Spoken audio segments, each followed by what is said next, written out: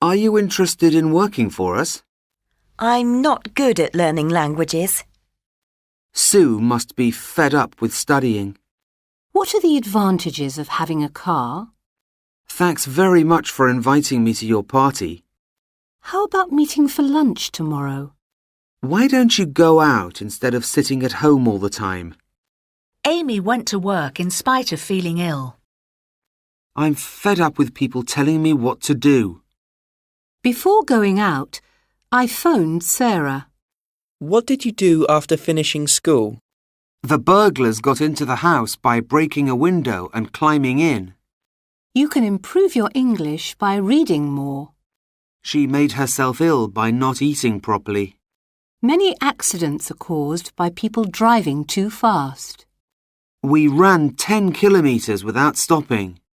It was a stupid thing to say. I said it without thinking. She needs to work without people disturbing her. I have enough problems of my own without having to worry about yours. We decided to travel by train. Would you like to meet for lunch tomorrow? We went from Paris to Geneva. I prefer tea to coffee. Are you looking forward to the weekend? I'm fed up with travelling by train.